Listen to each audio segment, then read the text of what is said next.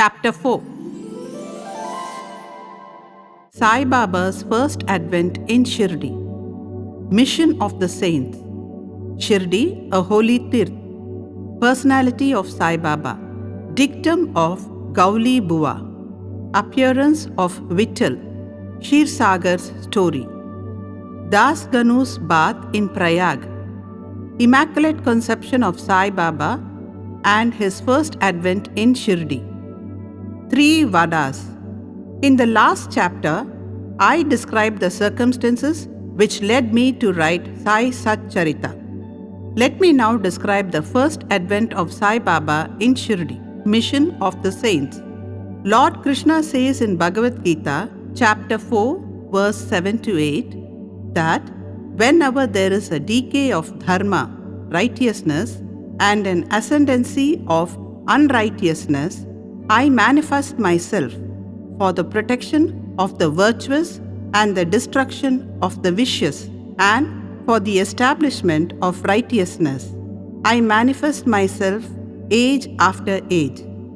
This is the mission of Lord and the sages and saints who are his representatives and who appear at appropriate times and work in their own way to fulfill that mission.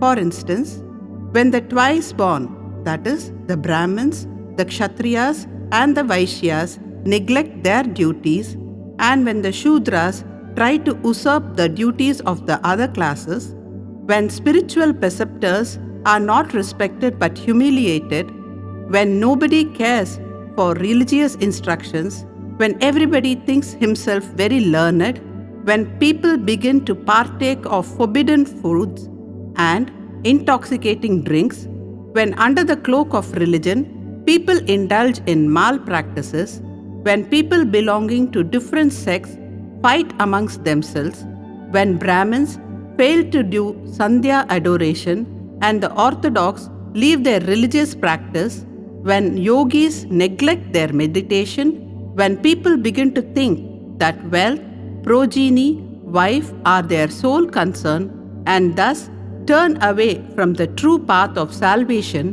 then saints appear and try to set matters right by their words and action. They serve us as beacon lights and show us the path and the right way for us to follow. In this way, many saints, viz. Nivritti, Dhyandev, Muktabai, Namdev, Gora, Gonayi, Eknath, Tukaram, Narahari, Narsibai, Sajan Kasai, Savata, Ramdas, and various others did appear at various times to show the right path to the people. And so, the present advent came as Sri Sai Baba of Shirdi. Shirdi, a holy tirth. The banks of the Godavari river in the Ahmednagar district are very fortunate, for they gave birth and refuge to many a saint, prominent amongst them being Dhyaneshwar. Shirdi also falls in the Kopargaon Taluka or the Ahmednagar district. After crossing the Godavari river at Kopargaon, one gets on way to Shirdi. When you go 3 kos, 9 miles, you come to Nimgaon, from where Shirdi is visible. Shirdi is as famous and well known as other holy places like Gangapur, Nrisinhavadi, Audumbar on the banks of Krishna river. As the devotee Damoji flourished and blessed Mangal Veda near Pandarpur, as Samarth Ramdas at Sajjangarh, as Sri Narsimha Saraswati at Saraswati Wadi, so Sainath flourished at Shirdi and blessed it. Personality of Sai Baba. It is on account of Sri Sai Baba that Shirdi grew in importance. Let us see what sort of a personage Sai Baba was. He conquered this sansar, worldly existence, which is very difficult and hard to cross. Peace or mental calm was his ornament, and he was the repository of wisdom. He was the home of Vaishnav devotees, most generous, like Karna amongst all, the quintessence of all essences. He had no love for perishable things and was always engrossed in self-realization, which was his sole concern.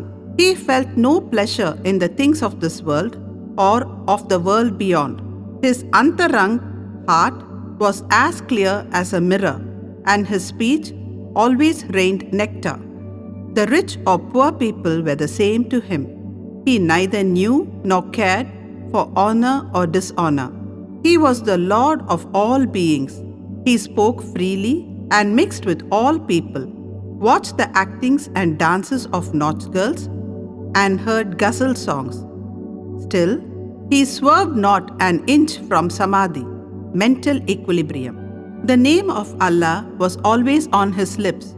While the world awoke, he slept, and while the world slept, he was vigilant. His inner self was as calm as the deep sea. His ashram could not be determined, nor his actions could be definitely determined. And though he lived in one place, he knew all the transactions of the world. His darbar was imposing. He told hundreds of stories daily. Still, he swerved not an inch from his vow of silence. He always leaned against the wall in the masjid or walked morning, noon, and evening towards Lendi, Nala, and Chavadi. Still, he at all times abided in the self. Though a Siddha, he acted like a Sadhaka. He was meek, humble, and egoless, and pleased all. Such was Sai Baba, and as the soil of Shirdi was trodden by Sai Baba's feet, it attained extraordinary importance. As Dhyaneshwar elevated Alandi, Eknath did to Paitan, so Sai Baba raised Shirdi. Blessed are the grass leaves and stones of Shirdi, for they could kiss the holy feet of Sai Baba and take his dust on their head. Shirdi became to us devotees another Pandharpur, Jagannath, Dwaraka, Benares, Kashi, and Rameshwar. Badri Kedar, Nasik, Trayambakeshwar, Ujjain, and Mahakaleshwar or Mahabaleshwar, Gokarn. Contact of Sai Baba in Shirdi was like our study of Veda and Tantra. It quietened our sansar, world consciousness, and rendered self-realization. The darshan of Sri Sai was our yoga sadhana, and talk with him removed our sins. Shampooing his legs was our bath in Triveni Prayag, and drinking the holy water of his feet destroyed our sins. To us, his commands were Vedas, and accepting eating his udi, sacred ashes, and prasad was all purifying. He was our Sri Krishna and Sri Ram, who gave us solace, and he was our Parabrahma, absolute reality. He was himself beyond the pair of dvandas, opposites, never dejected nor elated. He was always engrossed in his self as existence, knowledge, and bliss. Shirdi was his center, but his field of action extended far beyond to Punjab, Calcutta, North India, Gujarat, Dhaka, now in Bangladesh, and Konkan. Thus, the fame of Sai Baba spread far and wide, and people from all parts came to take his darshan and be blessed.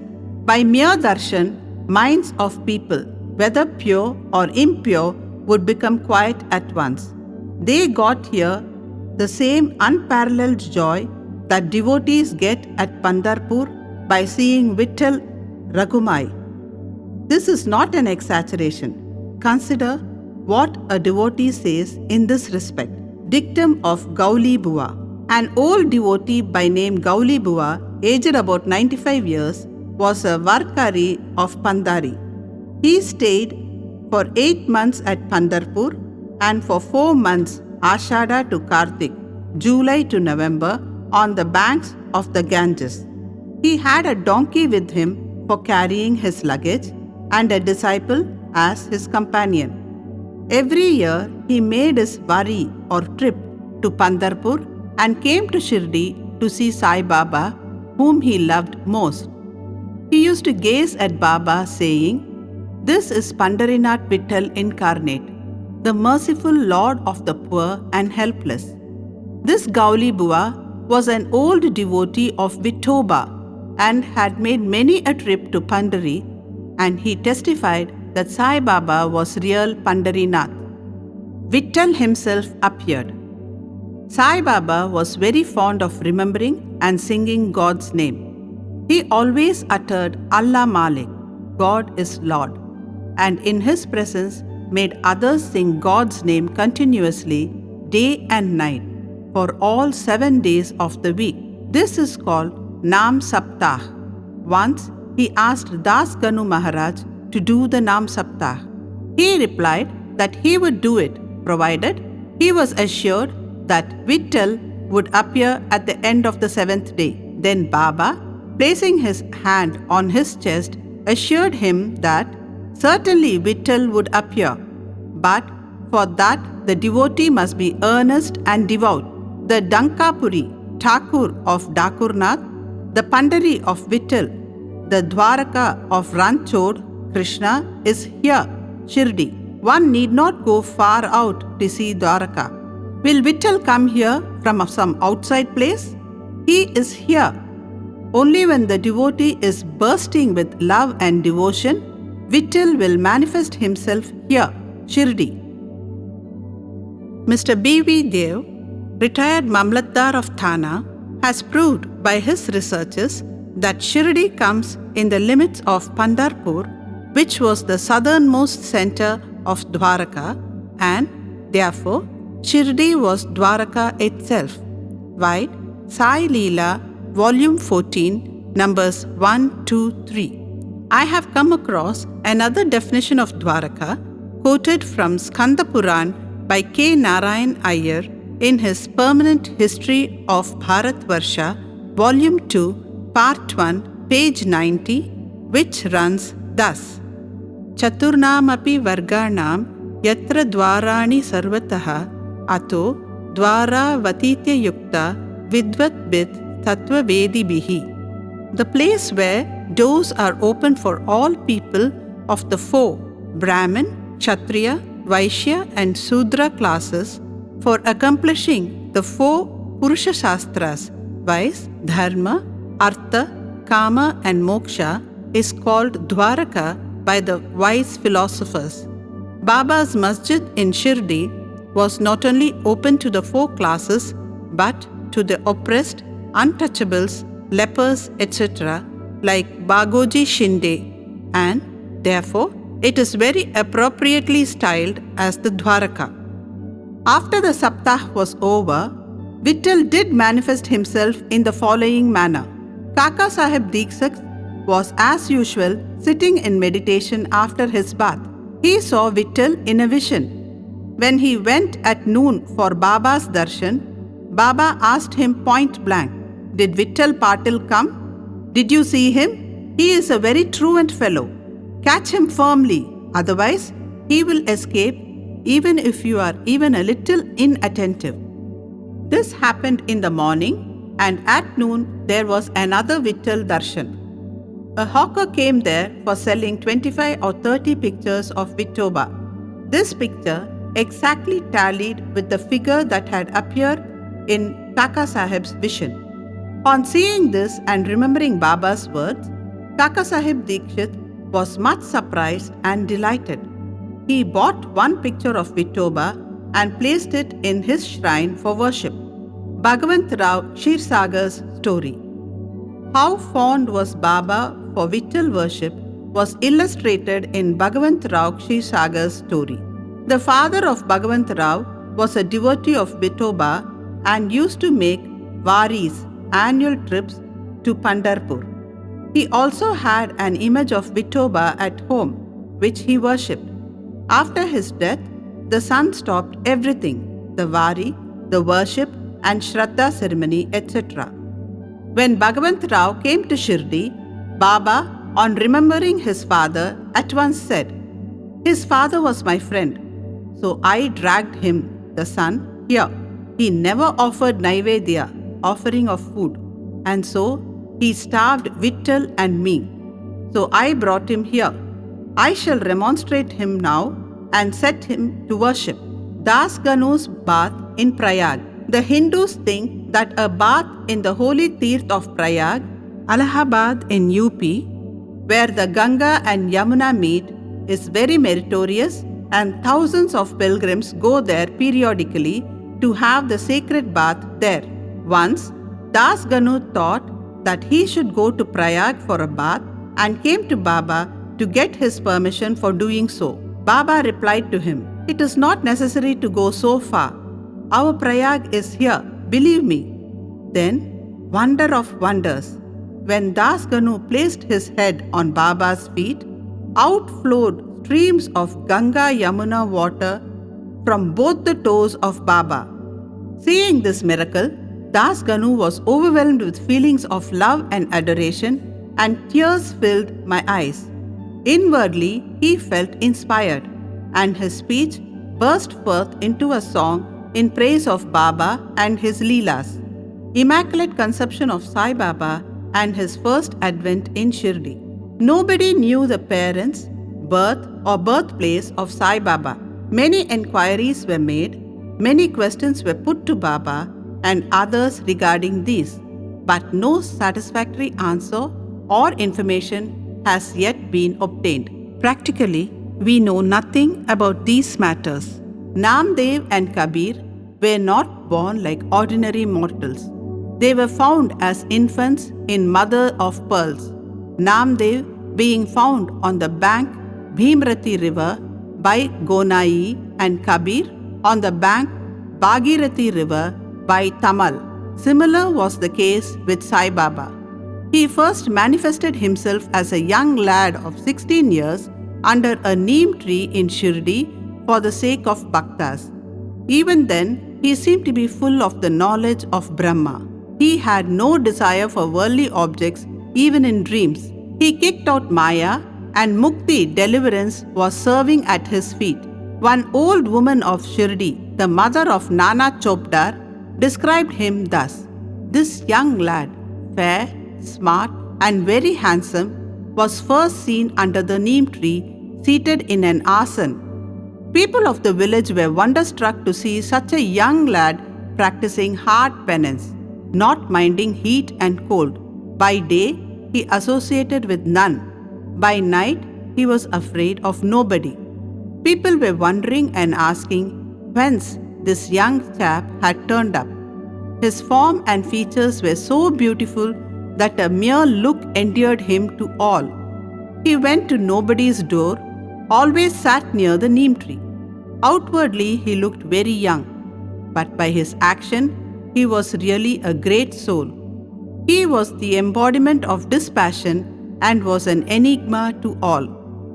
One day, it so happened that god Khandoba possessed the body of some devotee, and people began to ask him, "Deva, God, you please inquire, what blessed father's son is this lad and whence did he come?" God Khandoba asked them to bring a pickaxe and dig in a particular place. When it was dug, bricks were found underneath a flat stone. When the stone was removed, a corridor was seen in which 4 samais, lights, were burning. The corridor led to a cellar where cow mouth-shaped structures, wooden boards, rosaries were seen. Khandoba said, "This lad practiced penance here for 12 years. Then the people began to question the lad about this. He put them off by telling them that this was his guru's place, his holy Vatan, and requested them to guard this well. The people then closed the corridor as before. As Ashwatha and Audambar trees are held sacred, Baba regarded this neem tree equally sacred and loved it most. Mahalsapati and other Shirdi devotees regard this site as the resting place, Samadhi Sthan, of Baba's Guru and prostrate before it. 3 Vadas. The site with the neem tree and surrounding space was bought by Mr. Hari Vinayak Sate, and on this site a big building styled Sate's Vada was erected. This Vada was the sole resting place for pilgrims who flocked there. A platform was built round the neem tree and lofts with steps were constructed. Under the steps, there is a niche facing south and devotees sit on the par platform facing north. It is believed that he who burns incense there on Thursday and Friday evenings will by God's grace be happy. This Vada was old and dilapidated and needed repairs. The necessary repairs, additions and alterations have been made now by the Sansthan. Then, after some years, another Vada, Dixit's Vada, was constructed. Kaka Sahib Dixit, solicitor of Mumbai, had gone to England.